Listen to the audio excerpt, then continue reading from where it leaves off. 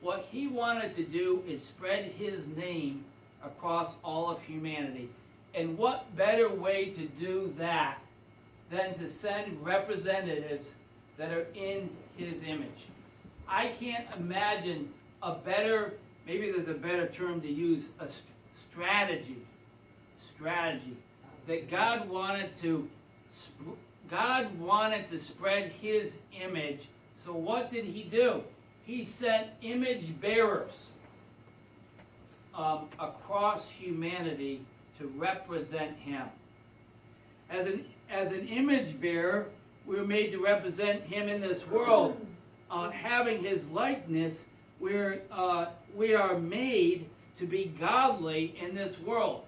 That's what we're made for. We're made to be in his image. We're made to be in his character. We're made to be godly. So sometimes it's very easy to feel uncomfortable in this world, or to talk about God or talk about Christ with people in the world. But the fact of the matter is, who's really crazy? The world or the Christian? The believer that's acting godly in the image of his or her Creator, or one that may shun the name of Christ? Who's out of line? It seemed to me the believer is the closest to reality. Now, none of us walk on water. I said in the first hour, I used to walk on water in New England, but not anymore, when it was 30 below. But I don't walk on water in the sense that I'm sinless. But if we look at this world and we want, one thing the world is thirsting for. Do you realize the largest industry in the world is research? And you know what that tells me? It tells me that the world is longing and striving for truth, for reality.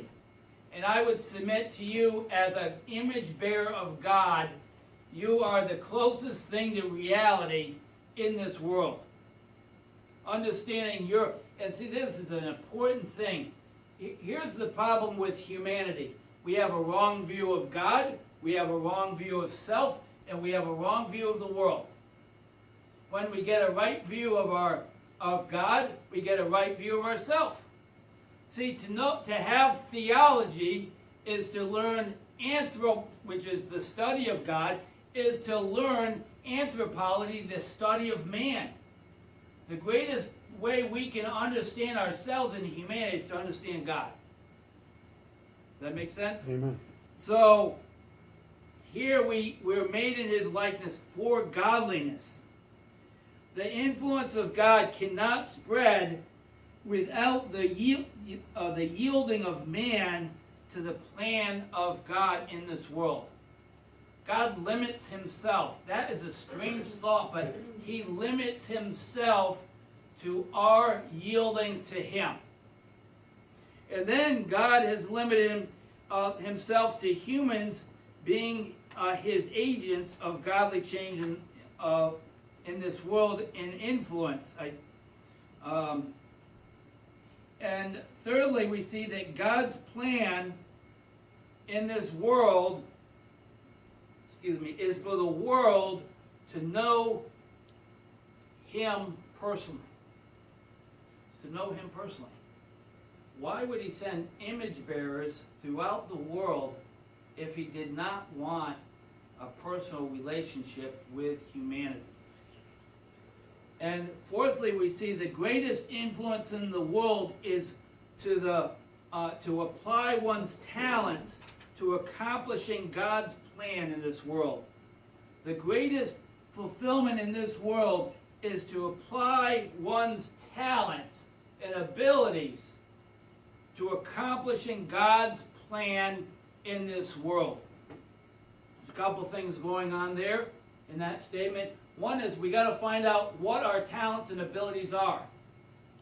And secondly, we have to find out what God wants to accomplish in this world and what he wants us to accomplish in this world.